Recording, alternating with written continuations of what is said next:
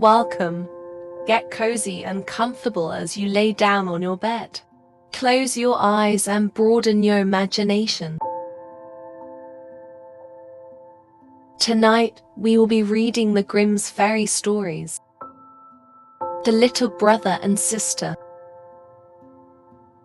There was once a little brother who took his sister by the hand and said, "Since our own dear mother's death, we have not had one happy hour. Our stepmother beats us every day, and, when we come near her, kicks us away with her foot. Come, let us wander forth into the wide world." So all day long they travelled over meadows, fields, and stony roads. By the evening they came into a large forest, and laid themselves down in a hollow tree, and went to sleep. When they awoke the next morning, the sun had already risen high in the heavens, and its beams made the tree so hot that the little boy said to his sister, "I am so very thirsty, that if I knew where there was a brook, I would go and drink. Ah, I think I hear one running," and so saying, he got up, and taking his sister's hand they went to look for the brook. The wicked stepmother, however, was a witch, and had witnessed the departure of the two children. So, sneaking after them secretly, as is the habit of witches, she had enchanted all the springs in the forest. Presently they found a brook, which ran trippingly over the pebbles, and the brother would have drunk out of it. But the sister heard how it said as it ran along, "Who drinks of me will become a tiger." So the sister exclaimed, "I pray you, brother, drink not, or you will become a tiger, and tear me to pieces." So the brother did not drink, although his thirst was very great, and he said, "I will wait till the next brook." As they came to the second, the sister heard it say, "Who drinks of me becomes a wolf."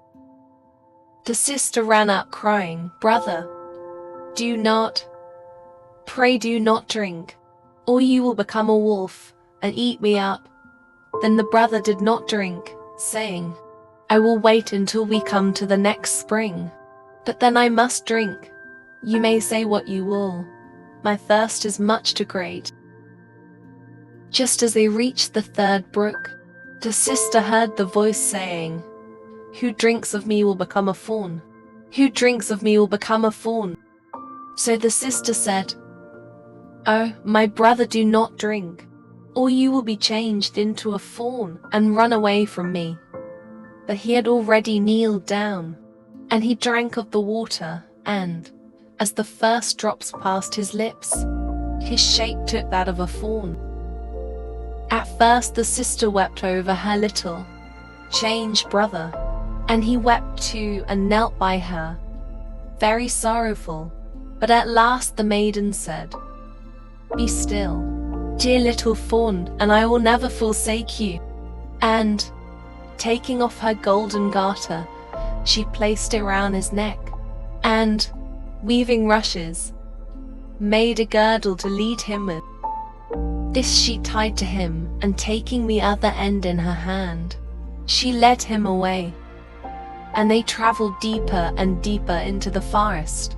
After they had gone a long distance they came to a little hut, and the maiden, peeping in, found it empty and thought, "Here we can stay and dwell." Then she looked for leaves and moss, to make a soft couch for the fawn, and every morning she went out and collected roots and berries and nuts for herself, and tender grass for the fawn.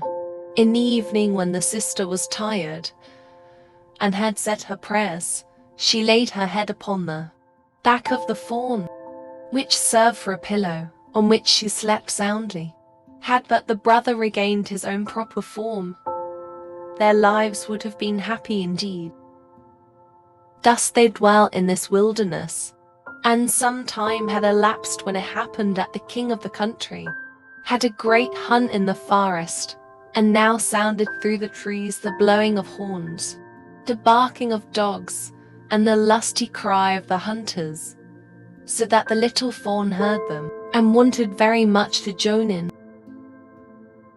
"Ah," said he to his sister, "let me go to the hunt. I cannot restrain myself any longer." And he begged so hard that at last she consented.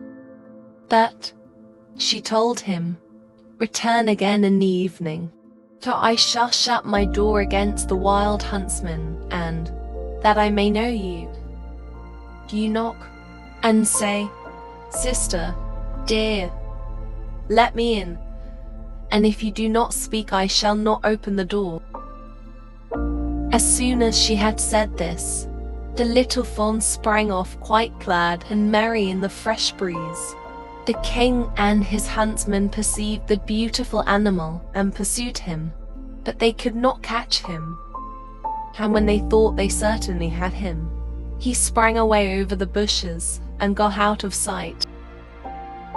Just as it was getting dark, he ran up to the hut and, knocking, said, "Sister mine, let me in." Then she unfastened the little door, and he went in, and rested all night long upon his soft couch.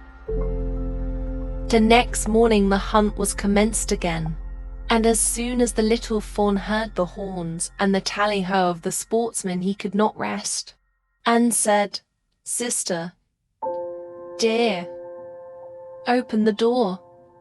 I must be off." The sister opened it, saying, "Return at evening, mine, and say the words as before." When the king and his huntsmen saw him again, the fawn with the golden necklace, they followed him close, but he was too nimble and quick for them. The whole day long they kept up with him, but towards evening the huntsman made a circle around him, and one wounded him slightly in the hinder foot, so that he could run but slowly. Then one of them slipped after him to the little hut, and heard him say, "Sister, dear, open the door," and saw that the door was opened and immediately shut behind him. The huntsman, having observed all this, went and told the king what he had seen and heard, and he said, "On the morrow I will pursue him once again." The sister, however, was terribly afraid when she saw that her fawn was wounded, and, washing off the blood, she put herbs upon the foot and said, "Go and rest upon your bed, dear fawn, that your wound may heal." It was so slight that the next morning he felt nothing of it, and when he heard the hunting cries outside, he exclaimed, "I cannot stop away. I must be there, and none shall catch me so easily again." The sister wept very much and told him, "Soon will they kill you, and I shall be here alone in this forest, forsaken by all the world. I cannot let you go." "I shall die here in vexation," answered the fawn, "if you do not. For when I hear the horn, I think I shall jump out of my skin." The sister, finding she could not prevent him, opened the door with a heavy heart, and the fawn jumped out, quite delighted, into the forest. As soon as the king perceived him, he said to his huntsmen, "Follow him all day long till the evening, but let no one do him any harm." Then when the sun had set, the king asked his huntsman to show him the hut, and as they came to it he knocked at the door and said, "Let me in, dear sister." Upon this the door opened, and, stepping in, the king saw a maiden more beautiful than he had ever beheld before. She was frightened when she saw not her fawn, but a man enter, who had a golden crown upon his head. But the king, looking at her with a kindly glance, held out to her his hand, saying, Will you go with me to my castle and be my dear wife?" "Oh, yes," replied the maiden, "but the fawn must go too." "Him I will never forsake," the king replied. "He shall remain with you as long as you live, and shall never want." The king took the beautiful maiden upon his horse and rode to his castle, where the wedding was celebrated with great splendor, and she became queen. And they lived together a long time, while the fawn was taken care of and played about the castle garden. The wicked stepmother, however, on whose account the children had wandered forth into the world, had supposed that long ago the sister had been torn into pieces by the wild beasts, and the little brother in his fawn's shape hunted to death by the hunters. As soon, therefore, as she heard how happy they had become, and how everything prospered with them, envy and jealousy were roused in her wicked heart, and left her no peace, and she was always thinking in what way she could bring misfortune upon them. Her own daughter, who was as ugly as night, and had but one eye, for which she was continually reproached, said, "The luck of being a queen has never happened to me." "Be quiet now," replied the old woman, "and make yourself contented. When the time comes I will help and assist you." As soon, then, as the time came when the queen gave birth to a beautiful little boy, which happened when the king was out hunting, the old witch took the form of a chambermaid, and got into the room where the queen was lying, and said to her,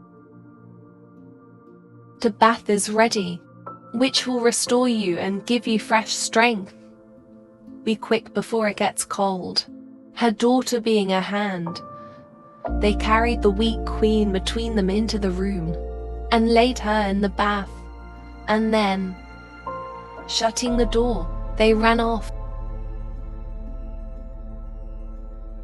But first they made up an immense fire in the stove, which must soon suffocate the poor young queen. When this was done, the old woman took her daughter and, putting a cap upon her head, laid her in the bed in the queen's place. She gave her, too, the form and appearance of the real queen, as far as she was able, but she could not restore the lost eye, and, so that the king might not notice it, she turned her upon that side where there was no eye. When midnight came, and everyone was asleep, the nurse, who sat by herself, wide awake, near the cradle in the nursery, saw the door open and the true queen come in. She took the child in her arms and rocked it a while, and then, shaking up its pillow, laid it down in its cradle and covered it over again. She did not forget the fawn either, but going to the corner where he was, stroked his head, and then went silently out of the door. The nurse asked in the morning of the guards if anyone had passed into the castle during the night, but they answered, "No, we have not seen anybody." For many nights afterwards she came constantly, but never spoke a word, and the nurse saw her always, but she would not trust herself to speak about it to anyone.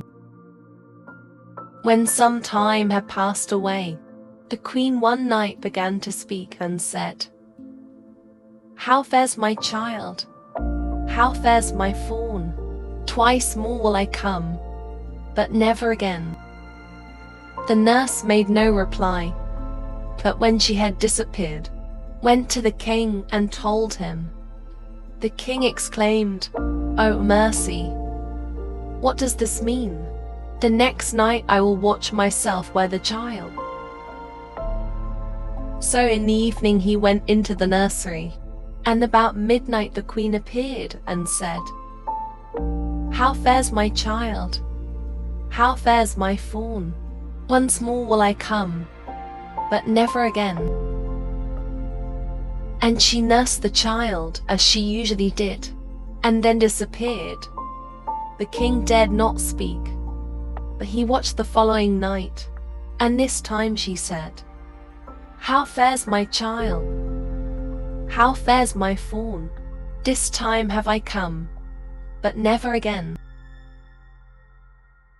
At these words the king could hold back no longer, but, springing up, "Cry, you can be no other than my dear wife."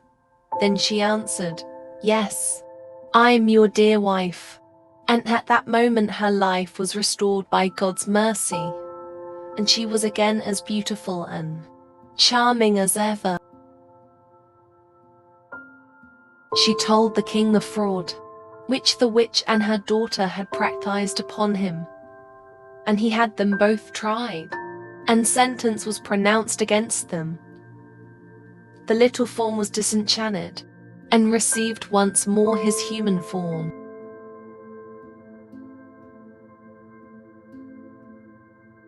And the brother and sister lived happily together to the end of their days.